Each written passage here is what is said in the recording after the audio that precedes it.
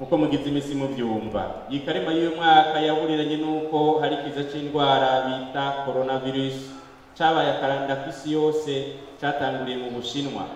Ibihugu vyahora vyibaza ko bishoboye byose birahaye bibona ko Imana ariyo nkuru.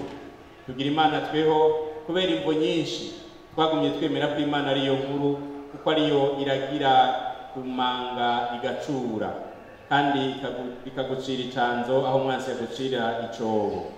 Ivyo mugabo ntibikigere bitwibagiza ko Imana ifashwa kandi ko n'Imana igira aho imaniye. Nico gituma no muri iki kiza ca coronavirus mu kubasaba ko mwokomera muri uko kwemera ko Imana ariyo iguma ari ndavyi yacu, ndabasavye kandi ngo mugume mwitwararika kugira inyifato yerekana ko mwemera ko n'Imana ifashwa.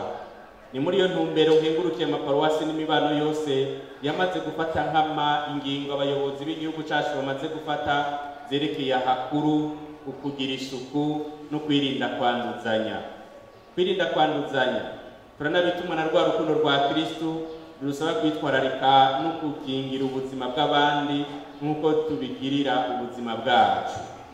Kubera izo mvo zose, mu kurindira izindi ngingo zofatwa, Kamwungere mukuru wanyu nshimye kubatomorera muri iri jambo inyifato ibereye mu masengero yacu nk'uko nari maze kubituma n'umunwa, kugira ngo hose hakurikizwe kumwe kubw'ineza yacu twese. Ubwa mbere, abakristo mwese, kubw'urukundo mufitaniye no kubw'umwitwarariko w'uko uwanduye atokwanduza uwundi, nimwirinde kuramukanya mukoranako. Muramukanye gusa mu majambo canke mu gukiriza ikiganza nka kurya dusanzwe tubigira iyo turi kure na kure. Nanone murabizi igikuru mu rukundo tubigirana. Ubwa kabiri, mu bibanza byose muhuriramwo, ku masengero canke ku nyubakwa z'inama, nihabe amazi n'isabuni yabigenewe, kandi abakristu bose canke abaje mu nama bakarabe neza imbere yo kwinjira, bongere babigire mu gihe cyo gusohoka. Bwa gatatu, mu kwicara mu isengero canke mu nzu y'inama, aho hose bishoboka nimwirinde kwicara mwegeranye rwose, kuko bishobora kuba intandaro yo kwanduzanya. Ikigira kane, mu gihe cyo kuninahaza isakaramentu ry'ikigongwe, abasaserdoti nibatondeke neza abakristu, bareke kwegerana no kwegera uwuramukiwe kwirega, ku buryo akabanga k'iryo sakaramentu kaguma kubahirijwe, uwirega n'uwiregesha nabo ntibegerane cyane.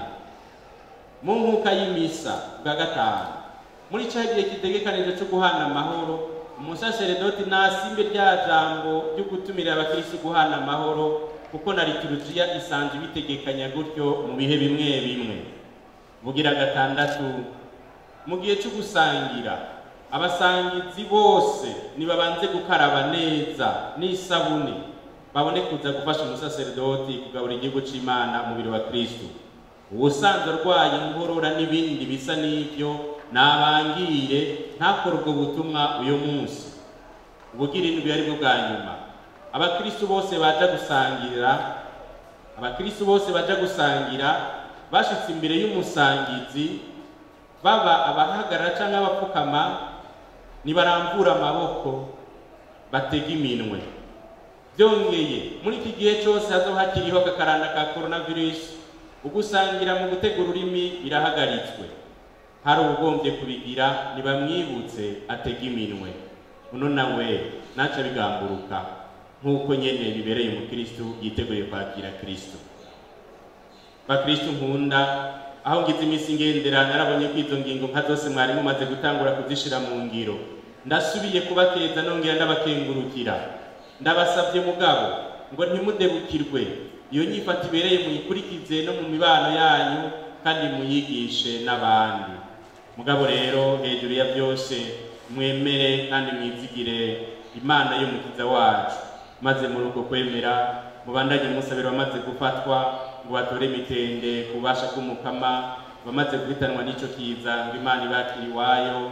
Musabire abico kiza casize mu maganya ngo bareme, musabire abaganga badatinyira ubuzima bwabo mu kwitwararika abagwayi ngo Imana ibakingire, musabire kandi mushimitse ngo Imana imurikire ubwenge bw'abahinga mu byo kuvura batore n'ingoga ubucanco n'imiti ikinga kandi igakiza ako karanda.